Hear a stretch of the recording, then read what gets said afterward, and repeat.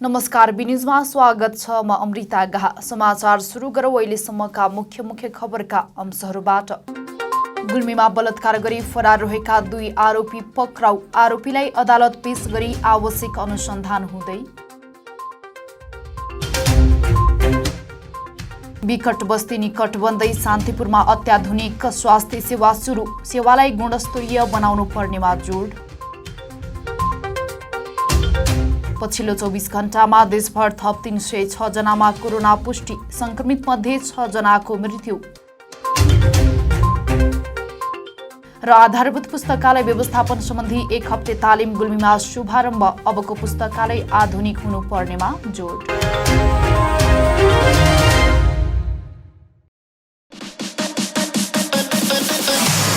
तमघासमा तपाईहरूले पारिवारिक वातावरणमा स्वादिष्ट ताजा नास्ताका परिकारको साथमा रमाउने ठाउँ खोजिरहनु भएको छ?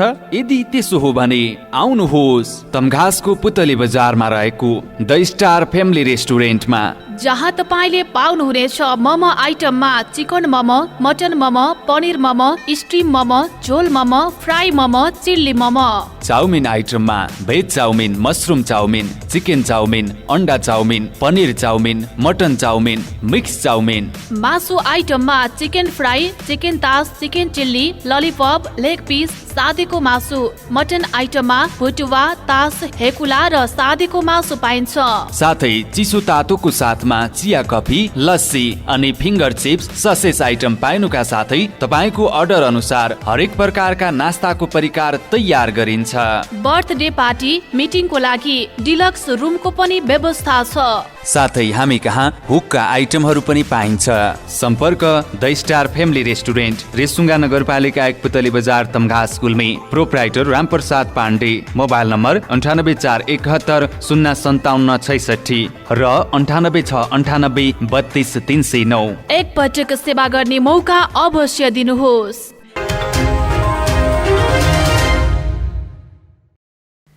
समाचार अब विस्तारमा। जिल्ला प्रहरी कार्यालय गुल्मीले बलात्कार गरी फरार रहेका 2 जना आरोपीलाई पक्राउ गरेको छ।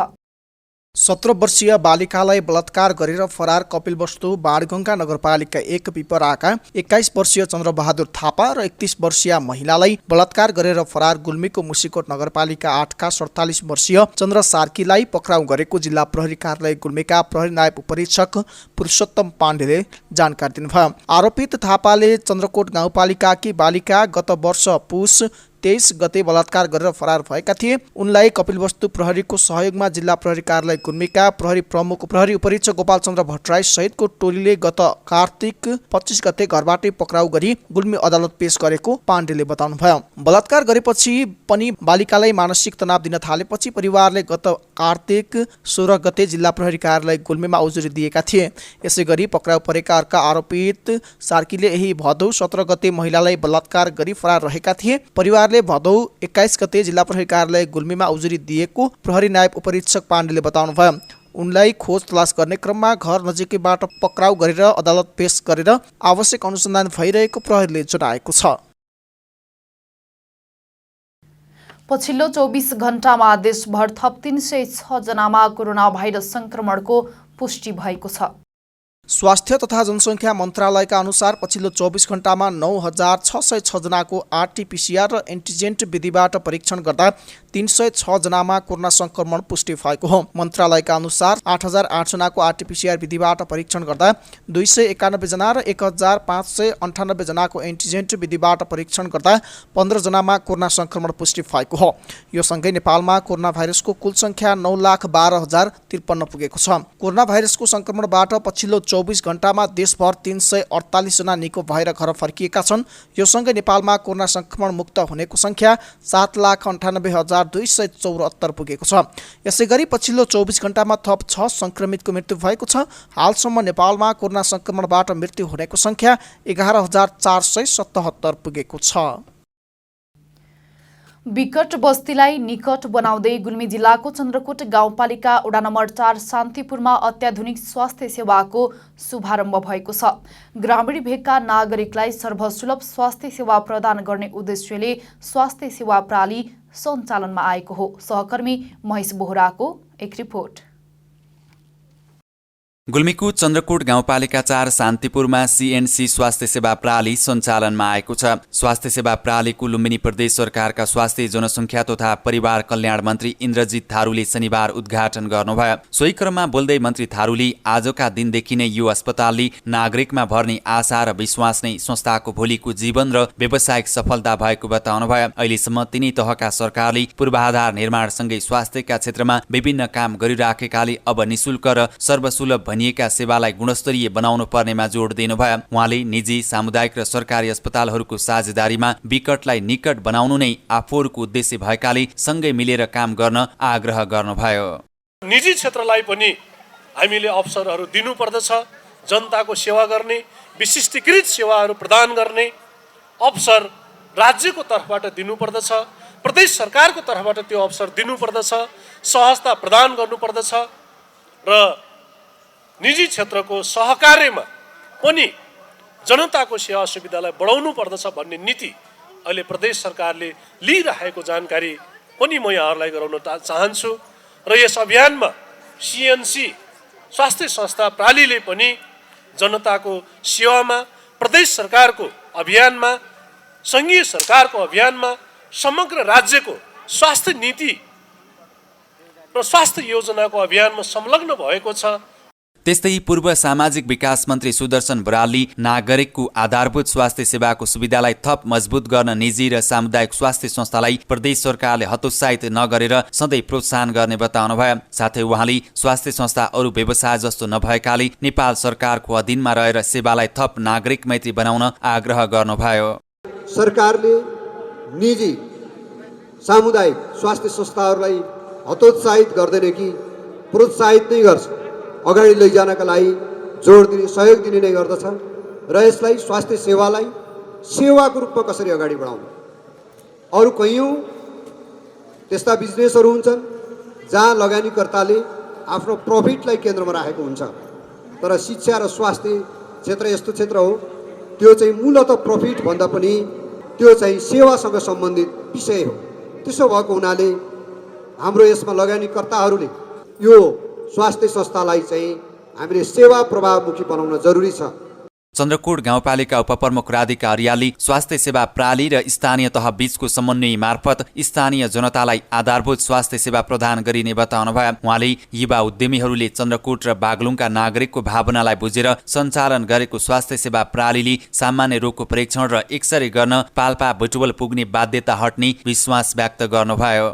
रोग लाग्दा बित्तिकै, बिरामी हुँदा बित्तिकै आफू जहाँ बसेको छ त्यही उसले औषधि उपचार खोजेको छ।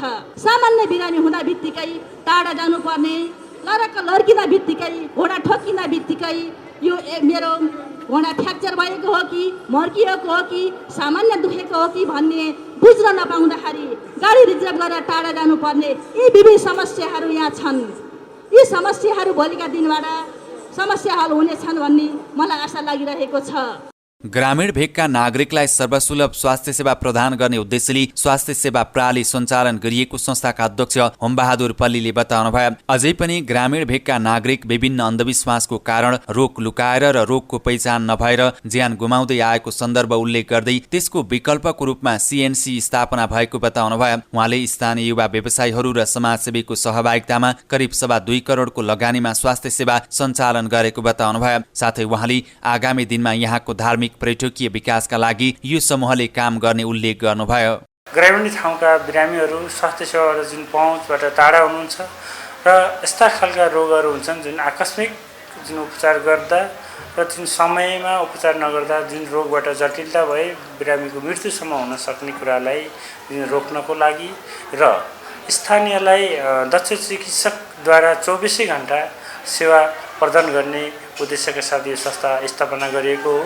यसमा युवा व्यवसायीहरू, समाजका सामाजिक व्यक्तित्वहरू लगायतको सामूहिक 24 जनाको जुन सामूहिक लगानीमा करिब 2.25 करोडको लगानीमा यो संस्था सुरुवात गरिएको छ। लाग्छ यस संस्थाले भावी जीवनमा यस ठाउँका स्थानीयको मन जितेर भोलि पब्लिक सेयर लिमिटेडमा चाहिँ लगेर यस संस्थाले दिगो रूपमा विशेषज्ञ सहितको सेवा प्रदान गर्ने जुन एउटा लक्ष्य राखेको छ। साथै यो जुन समूह छ, यो युवाको जुन एउटा सामूहिक लगानी छ, यस लगानीले अन्य क्षेत्रमा पनि यस स्थानीय यस शान्तिपुरलाई विकासको लागि अन्य क्षेत्रमा पनि लगानी गरेर आन्तरिक बाहिर जुन पर्यटकहरूलाई भित्राउने खालका कुराहरू लगायत यस शान्तिपुरलाई चाहिँ स्तरोन्नति र विकासलाई टेवा पुर्याउनको लागि यो संस्था स्थापना गरिएको हो, जसले गर्दाखेरि यस ठाउँलाई दिगो विकासको लागि एउटा केही अंश यसले पनि लिएर पक्कै पनि यो ठाउँलाई चाहिँ विकास हुनेछ भन्ने मैले अपेक्षा राखेको छु। सामान्य स्वास्थ्य परीक्षण जाँचका लागि महँगो शुल्क र समय खर्चेर टाढा जानुपर्ने बाध्यताको अन्त्य भएकोमा स्थानीय नागरिकमा समेत खुसी छाएको छ। आगामी दिनमा पनि सेवालाई थप प्रभावकारी बनाउँदै नागरिक मैत्री सेवा दिनको लागि स्थानीयले आग्रह गरेका छन्। यहाँबाट लाएर बुटोलसम्म, यहाँबाट लाएर काठमाडौँसम्म जो जनताहरू बिचैमा अप्लाईमा मृत्यु हुन्थ्यो त्यो नहोस् र हमेसा यहाँ डाक्टरको सेवा, इसिजी, मुटु सम्बन्धी, हाड जोड्ने सम्बन्धीको सेवा 24 घण्टा उपलब्ध होस् भन्ने यही हाम्रो भूपू सैनिकहरूको धेरै धेरै अनुरोध छ। बहुत राम्रो लाग्छ यहाँ हाम्रो, त्यसमा हामीलाई धेरै धेरै खुसी लागेको छ। स्वास्थ्य सेवा प्रणालीले 24 घण्टा डाक्टर सहितको इमर्जेन्सी सेवा, डिजिटल एक्सरे र अत्याधुनिक प्रयोगशाला सहितको सेवा प्रदान गरिने संस्थाका सचिव घनश्याम गौतमले बताउनुभयो। कार्यक्रममा स्थापनाको अवसरमा निशुल्क स्वास्थ्य शिविर मार्फत स्वास्थ्य सेवा प्रदान गर्ने doctor Hariprasad Panthi, doctor Ramesh Aryal, doctor Shambhu Khanal, doctor Sumit झालाई सम्मान गरिएको थियो। साथै संस्थालाई सहयोग पुर्याउने अन्य सङ्घ संस्था लगायतलाई सम्मान पत्रले सम्मान गरिएको थियो। सीएनसी स्वास्थ्य सेवा प्रणालीले एक दिने निशुल्क स्वास्थ्य शिविर पनि सम्पन्न गरेको छ। आगामी दिनमा समेत विभिन्न रोगका विशेषज्ञ सहितको स्वास्थ्य शिविर आयोजना गरिने संस्थाका सचिव गौतमले बताउनुभयो। स्वास्थ्य सेवा उद्घाटन कार्यक्रममा विभिन्न सामाजिक व्यक्तित्व, राजनीतिक दलहरू, बुद्धिजीवी, समाजसेवी लगायतको सहभागिता रहेको थियो। यहाँबाट चन्द्रकोट गाउँपालिकासँगै अन्य स्थानीय तहका नागरिक र बागलुङ जिल्लाका केही स्थानीय तहका नागरिकले समेत सेवा पाउनेछन्। गाउँ गाउँमा अत्याधुनिक स्वास्थ्य सेवा सञ्चालन हुनु निकै नै खुसीको कुरा हो। यो संस्था स्वास्थ्य सेवालाई व्यापारमुखी नबनाई सेवामुखीका साथ नागरिकको स्वास्थ्य सेवामा केन्द्रित हुन सकोस्। संस्थालाई हाम्रो पनि शुभकामना। बी टेलिभिजनको लागि महेश बोहराको रिपोर्ट। रेसुङ्गा नगरपालिकाका नगर प्रमुख डिलीराज भुसालले अबको पुस्तकालय नयाँ र आधुनिक हुनुपर्ने बताउनु भएको छ। गुल्मीको किरण पुस्तकालयद्वारा आयोजित आधारभूत पुस्तकालय व्यवस्थापन सम्बन्धी 1 हप्ते तालिमको शुभारम्भ गर्दै नगर प्रमुख भुसालले यस्तो बताउनु भएको हो। किरण पुस्तकालयको भवन गुणस्तरीय भए पनि यसको भित्र व्यवस्थापन अझै हुन नसकेको हुँदा पुस्तकालयको सञ्चालनका लागि सबैको सहयोग आवश्यक रहेको बताउनु भयो। पुस्तकालय भनेको मन्दिर जस्तो पवित्र ठाउँ भएको हुँदा यसप्रति सहयोग गर्ने समुदायलाई उहाँले आग्रह समेत गर्नुभयो। पुस्तकालय सञ्चालन र यसको व्यवस्थापन गर्न नगरपालिकाको नीति नियम अनुसार सहयोग गर्ने प्रतिबद्धता जनाउँदै पुस्तकालय सञ्चालनको लागि तत्काल 5 लाख आर्थिक सहयोग गर्ने नगर प्रमुख भुसालले बताउनुभयो। यो मन्दिर हो, वास्तवमा यो सरस्वतीको मन्दिर हो। यो सरस्वती मन्दिरमा जो पनि आउनुपर्छ, आउन पाइन्छ। त्यसकारणले यसलाई सहयोग सक्नु रह्यो भने हामी तम्घासमा रहेका 100 जनाले वर्षमा 5,000 दिन नसक्ने कोही छैन है। मोहन 100 जनामा चाहिँ 5,000 दिने 5 लाख हुन्छ। 5 लाख भयो, कुनै अन्तराल भयो भने 2टा कर्मचारी, त्यसमा यदि लाग्छ 2टा कर्मचारी व्यवस्थित गर्न सकिन्छ। नगरपालिकाको एउटा नीति कार्यक्रम हुन्छ, त्यसमा मैले छिराइदिएको छु। किरण पुस्तकालयलाई, क्याम्पसलाई, यस्ता चिजलाई यो नगरपालिकाले सधैँ सहयोग गर्ने छ। अहिले तत्काललाई बजेट बाँडिसकेको कारणले अहिले तत्काललाई तपाईँले अब कर्मचारी राख्ने के लाग्दैन, 5 लाख अहिले लगिहाल्नुहोस् निर्णय गरिदिएको छु मैले। शिक्षा विज्ञान तथा प्राविधिक मन्त्रालयका उपसचिव यादव चन्द्र निरौला, तालिम सहजकर्ता रिड नेपाल तथा पुस्तकालय प्रमुख दिल्ली रमण कल्याणी रेग्मी, तालिम सहजकर्ता रिड नेपाल तथा पुस्तकालय पूर्वाध्यक्ष मुरारी विनोद पोखरेलले पुस्तकालयको संरचना राम्रो भएको भन्दै यसको व्यवस्थापनलाई ख्याल गर्नुपर्ने बताउनुभयो। अबको पुस्तकालय समुदायसँग मिल्ने खाले पुस्तकालय बनाउनु पर्ने उहाँको भनाइ छ। समुदायको भावना अनुसार पुस्तकालय बन्न सके भने समुदायका समस्या समाधान गर्न पुस्तकालयको सहयोग पुग्ने बनाइरहेको छ। पुस्तकालय सञ्चालनका लागि कर्मचारीको आवश्यकता परेको हुँदा नगरपालिकाले आवश्यक सहयोग गर्नुपर्नेमा उनीहरूले जोड दिएका थिए। किरण पुस्तकालय व्यवस्थापन समितिका अध्यक्ष शशि पन्थीको अध्यक्षता रहेको कार्यक्रममा रेसुङ्गा नगरपालिकाका नगर प्रमुख डिल्लीराज भुषालको प्रमुख आतिथ्यता रहेको थियो। जिल्ला समन्वय समिति गुल्मीका सदस्य राममल्ल ठकुरी, शिक्षा विज्ञान तथा प्राविधिक मन्त्रालयका उपसचिव यादव चन्द्र निरोला, तालिम सहजकर्ता रिड नेपाल तथा पुस्तकालय प्रमुख दिल्ली रमण कल्याणी रेग्मी, तालिम सहजकर्ता रिड नेपाल तथा पुस्तकालय पूर्वाध्यक्ष मुरारी विनोद पोखरेल लगायत विभिन्न विद्यालयका शिक्षकहरूको उपस्थिति रहेको कार्यक्रममा किरण पुस्तकालय व्यवस्थापन समितिका उपाध्यक्ष दिन पन्थीले स्वागत मन्तव्य राख्नु भएको कार्यक्रमको किरण पुस्तकालय व्यवस्थापन समितिका सचिव जनक बहादुर कुँवरले सञ्चालन गर्नुभएको थियो। आइतबारदेखि सुरु भएको तालिम मङ्सिर 3 गतेसम्म किरण पुस्तकालयको भवनमा सञ्चालन हुनेछ। समाचारमा पालो भएको छ विश्रामको। विश्रामपछि पुनः उपस्थित हुने नै छौँ। मोबाइल सम्बन्धी सम्पूर्ण कामको लागि रेसुङ्गा दर्शन मोबाइल रिपेयरिङ सेन्टर, रेसुङ्गा नगरपालिका 9 उपलोत्तम घाँस, मालपोत कार्यालयतिर जाने बाटोनिर।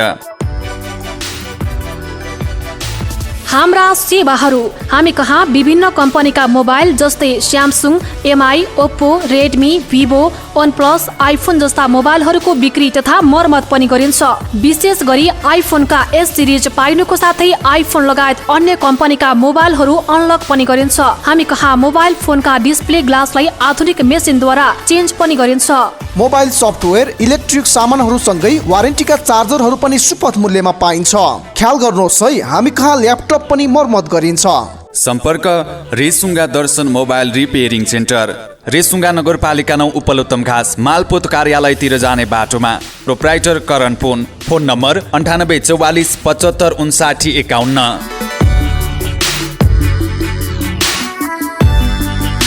ग्राहकको सन्तुष्टि नै हाम्रो लक्ष्य हो।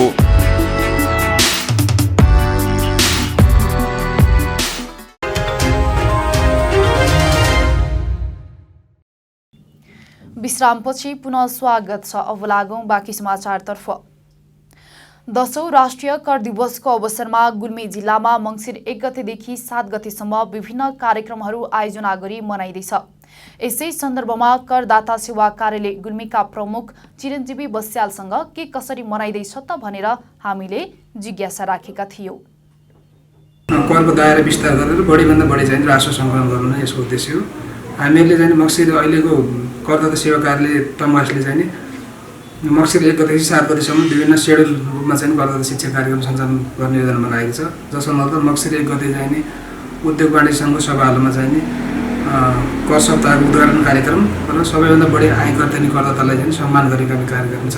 र मङ्सिर 2 गते चेम्बर अफ कमर्स गुल्मीले आयोजना गरेको सत्यवती गाउँपालिका खैरेनीमा चाहिँ करदाता शिक्षा कार्यक्रम सञ्चालन गर्ने भनेर हामीलाई अनुरोध गरेको हुँदा त्यहाँ करदाता शिक्षा कार्यक्रम सञ्चालन गर्ने हुन्छ कार्यक्रम रहेको छ। मङ्सिर 4 गते जिल्ला स्थित विभिन्न सरकारी निकायका प्रतिनिधिहरू र यहाँका स्कुल कलेजका प्रतिनिधिहरूलाई राखेर अनलाइन ETTS सम्बन्धी हामीले कार्यक्रम सञ्चालन गर्ने तय गरेका छौँ।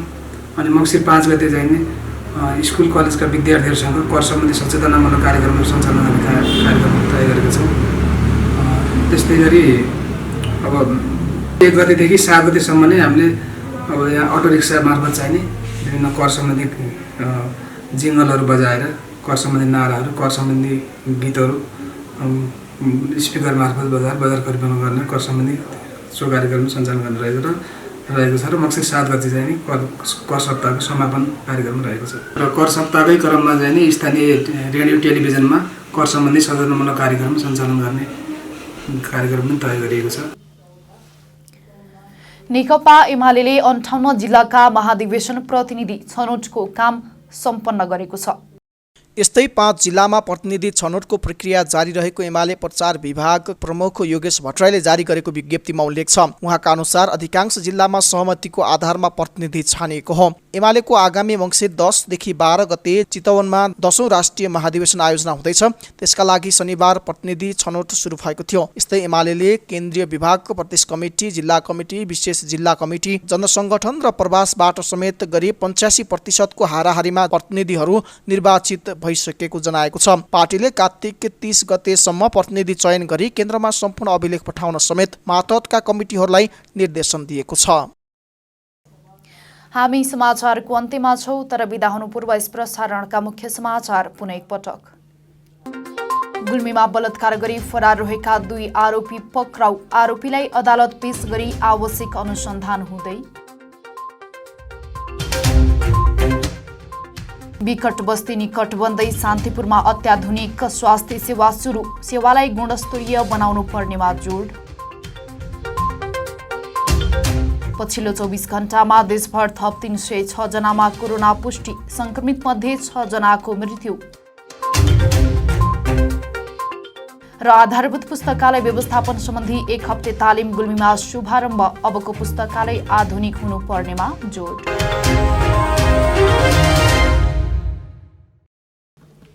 अहिलेलाई बी न्यूज यति नै। अर्को समाचारमा उपस्थित हुने नै छौं। हेर्दै गर्नुहोला BTV HD। हवस् त, नमस्ते।